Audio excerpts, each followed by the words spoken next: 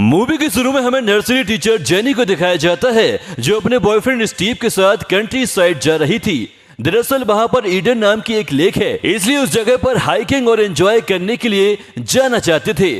जब ये country side पहुंचते हैं तब इन्हें पता चलता है कि आगे का रास्ता तो ब्लॉक है और इन्हें ईडन लेक तक पहुंचने के लिए एक घने जंगल से होकर के जाना होगा। अब ये दोनों एक घने और वीरान जंगल से होते हुए ईडन लेक तक पहुंच जाते हैं। वहां पर एक छोटे बच्चे को देखते हैं जो कीड़ों को जमा करके एक नोट्स भी बना रहा था। जेनी उससे बात करने की बहुत कोशिश करती है, लेकिन मैं उसकी बात का कोई भी जवाब नहीं देता और चुपचाप अपना काम करता रहता है। इसके बाद जेनी और स्टीव अपनी ट्रिप को एंजॉय करना शुरू कर देते हैं। तभी उनकी नजर कुछ लड़कों पर पड़ती है जो एडम नाम के एक लड़के को बहुत ज्यादा परेशान कर रहे थे। थोड़ी देर बाद एडम वहां से चला जाता है।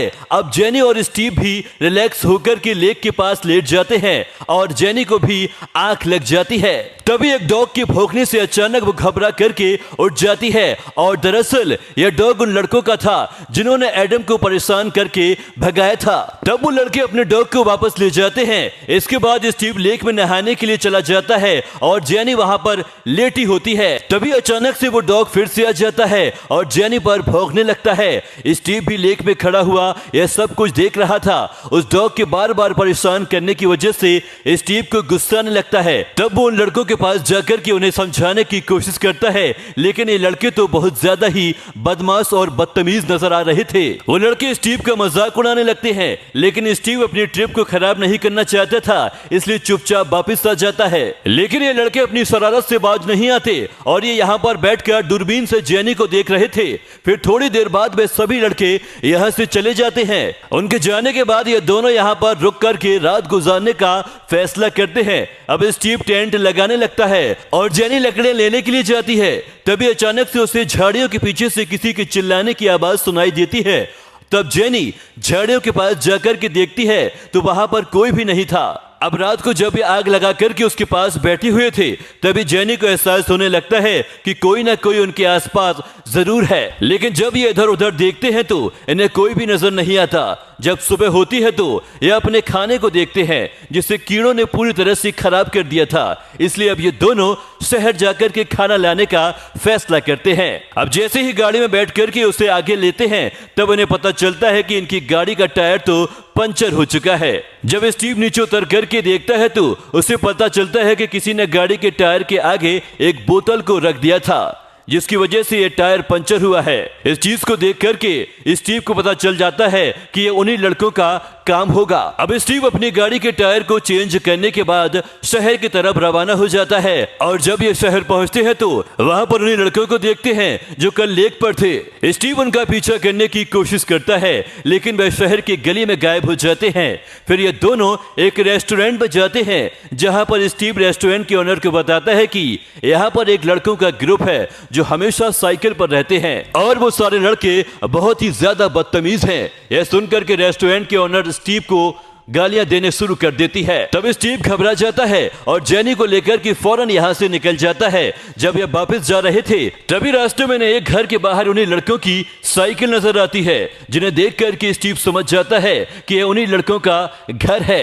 अब स्टीव जेनी को गाड़ी में ही बैठने का कह करके घर के अंदर अकेला ही जाता है, लेकिन घर के अंदर कोई भी नहीं था। तभी घर का ओनर आ जाता है, लेकिन स्टीव के पास बताने के लिए कोई भी बहाना नहीं था कि वो घर के अंदर क्यों आया है। इसलिए वो चुपचाप छत के रास्ते से होकर के बाहर आ जाता है और जेनी को लेकर के यहाँ से निकल जाता है। अब काफी देर चलने के बाद ये फिर से उसी लेक के पास पहुंच जाते हैं। अब इसके बाद स्टीव स्कूबा ड्राइविंग के लिए चला जाता है और जेनी को भी नींद आ जाती है। जब स्टीव वापस आता है तो उसे अपना वो बैग कहीं भी नजर नहीं आता जिसमें इनके सेलफोन और गाड़ी की चाबी रखी हुई थी। ये चारों तरफ अपने बैग को ढूंढने की कोशिश करते हैं, लेकिन यह कहीं भी नहीं मिलता। अब इसके बाद ये दोनों उस जगह पर पहुंचते हैं जहां पर इन्होंने गाड़ी को खड़ा किया था, लेकिन यह देख करके हैरान हो जाते हैं कि वहां पर गाड़ी भी नहीं थी। इससे ये दोनों बहुत ज्यादा टेंशन में आ जाते हैं, इन्हें कुछ भी समझ नहीं आता।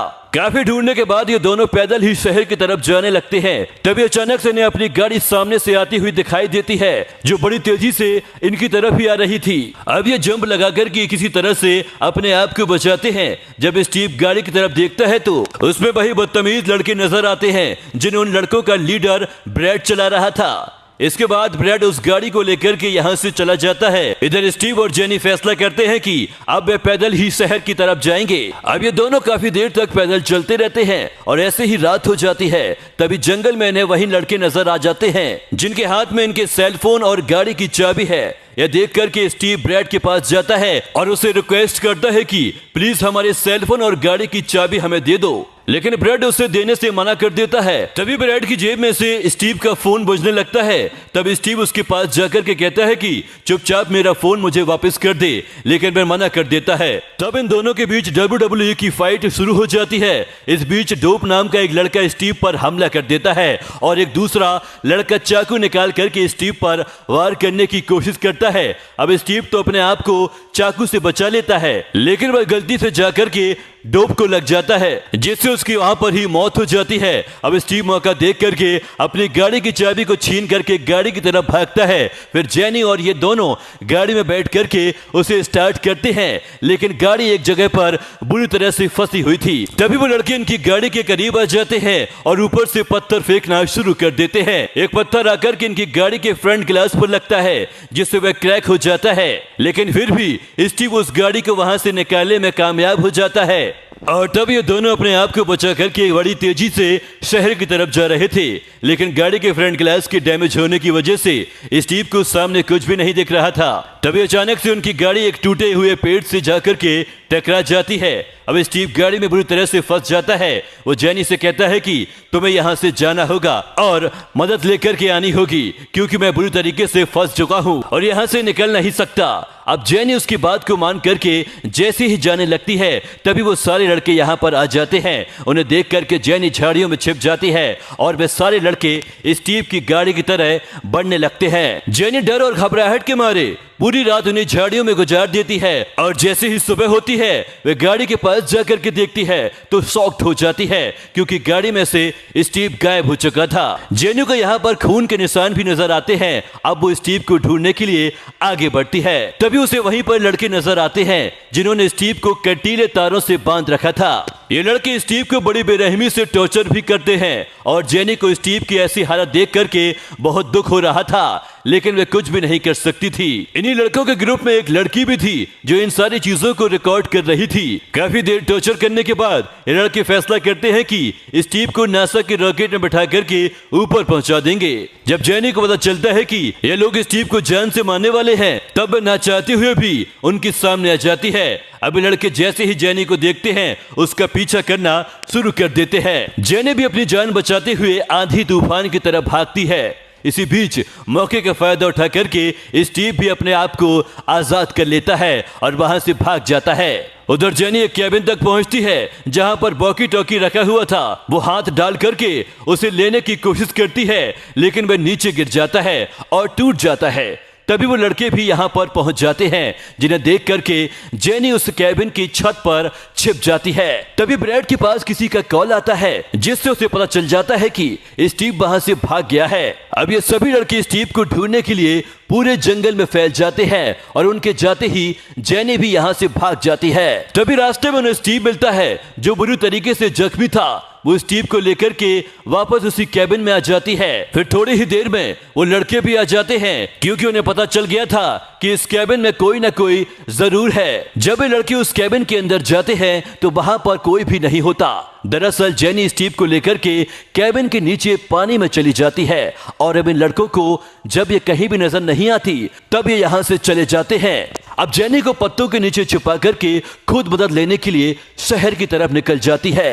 अब वो जैसे ही थोड़ा आगे जाती है तब उसे कटीले तारों का एक बॉर्डर दिखाई देता है। तब वो उसी के सहारे आगे बढ़ती हुई जंगल से बाहर निकलने के लिए चल पड़ती है। जब वह भाग रही होती है तब उसे नुकीली लकड़ी उसके पैर के आर पार हो जाती है। तब वो दर्द के मारे जोर से चिल्लाती है, जिसकी आवाज उन लड़कों तक पहुंच जाती है और वो सुन लेते हैं। उन्हें पता चल जाता है कि जेनी इस वक्त कहां है। जब वो सभी लड़के जेनी को पकड़ने के लिए उसकी तरफ बढ़ने लगते हैं, तभी जेनी के सामने एडम नाम का वही लड़का आ जाता है जिसे जेनी ने यहाँ पहुंचते ही सबसे पहले देखा था। वो एडम से यहाँ से बाहर निकलने का रास्ता पूछती है।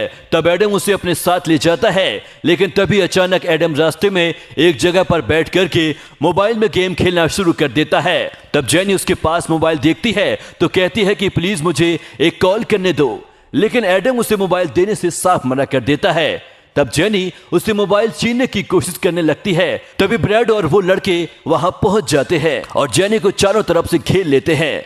यहाँ पर जॉनी को पता चलता है कि एडम ने भी मैसेज करके उन सभी लड़कों को बुलाया है। फिर ये लोग जेनी को एक जगह पर ले जाकर के लकड़ियों से बांध देते हैं जहां पर स्टीव को भी बांधा गया था, लेकिन स्टीव की अब मौत हो चुकी थी। यहाँ पर ब्रैड उन लकड़ियों पर आग लगा देता है जिससे उन्होंने जेनी को बांध रखा था।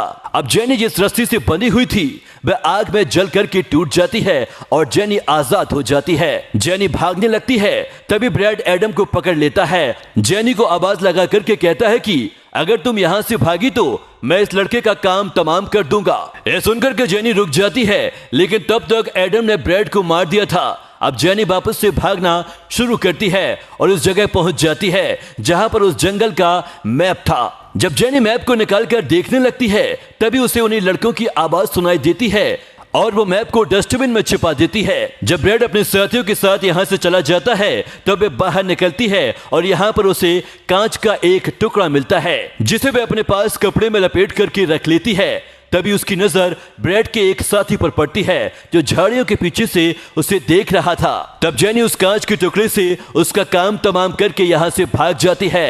अब जब रात होती है तो ब्रैड को अपने साथी को लाश मिलती है जिसे देख करके ब्रैड का और भी ज्यादा दिमाग खराब हो जाता है। यहाँ पर ब्रैड का एक साथी भी यहाँ से निकलना चाहता था, लेकिन ब्रैड उसे मना कर देता है। जब वो उसकी बात नहीं मानता तब ब्रैड उसे नासा के रॉकेट में बिठा करके ऊपर पहुंचा देता है। जब इनके ग्रुप की लड़की इस चीज को देखती है तो डर के मारे यहाँ से भाग जाती है। उधर जेनी भागते हुए सड़क के किनारे तक पहुंच जाती है और तभी उसे एक गाड़ी आती हुई दिखाई देती है। तब जेनी उससे मदद मांगती है और वो जेनी को अंदर बिठा लेते हैं, लेकिन वह शहर की तरफ जाने की बजाय जेनी को वापस जंगल की तरफ ले जा रहा था। वो जेनी से कहता है कि मैं इस जंगल में किसी को ढूंढने के लिए आया था। वो जंगल के बीच जाकर के गाड़ी को रोक देता है। अब जेनी को मौका मिल जाता है और वह गाड़ी को स्टार्ट करके यहाँ से भागने लगती है। तभी उसके सामने वह लड़की आ जाती है और वो भी उसी ग्रुप की थी और वो भी उनसे भाग रही थी। उस लड़की को पता नहीं था कि इस गाड़ी को जेनी चला रही है। वो गाड़ी को रोकने का इशारा करती है, लेकिन जेनी उसे उड़ा करके यहाँ से निकल जाती है। अब जेनी उस जगह पर पहुंचती है जहां पर बहुत सारे लोग पार्टी कर रहे थे। वो उनके बीच में जाती है इससे पहले कि बेहोश होकर के नीचे गिर जाती है। जब उसे होश आता है तो वह अपने आप को एक घर में देखती है और घर के किसी और का नहीं बल्कि उसी ग्रुप के लीडर ब्रैड का था। तभी ब्रैड अपने घर पर कॉल करके अपने बाप को बताता है कि एक लड़की मेरे सभी दोस्तों का काम तमाम करके जंगल से फरार हो चुकी है। और यह सुनकर के ब्रैड का बाप समझ जाता है कि यह वही लड़की है जेनी। यहाँ पर सबको एम्बुलेंस बुलाने के लिए कहती है, लेकिन कोई भी उसकी बात नहीं सुनता। अब जेनी को पता चल चुका था कि यह ब्रैड का घर है, इसलिए वह बाथरूम में जाकर के दरवाजे को अंदर से बंद कर लेती है। तभी जेनी का बाप दरवाजे को तोड़ करके उसे पकड़ लेता है। यहाँ पर ब्रैड भी आ चुका था। यहाँ पर जेनी का बाप ब्रैड को ऊपर जाने के लिए कहता है और खुद जेनी को पकड़ करके बाथरूम में ले जाता है। इसके बाद हम जेनी की चीखने और चिल्लाने की आवाज सुनाई देती है। फिर हम ब्रैड को देखते हैं जो उस लड़की के मोबाइल में रिकॉर्ड की हुई सारी चीजों को डिलीट कर देता है और स्टीव के चश्मे को पहन करके अपने आप को मिरर में देखता है। और इसी सीन के साथ ये शानदार मूवी ईडन लेक खत्म हो जाती है। दोस्तों, हम आपके लिए ऐसे ही इंटरेस्टिंग मूवीज एक्सप्लेन करते रहेंगे, तो आप चैनल को सब्सक्राइब जरूर करें और लाइक और कमेंट करना ना भूलें। Thank you.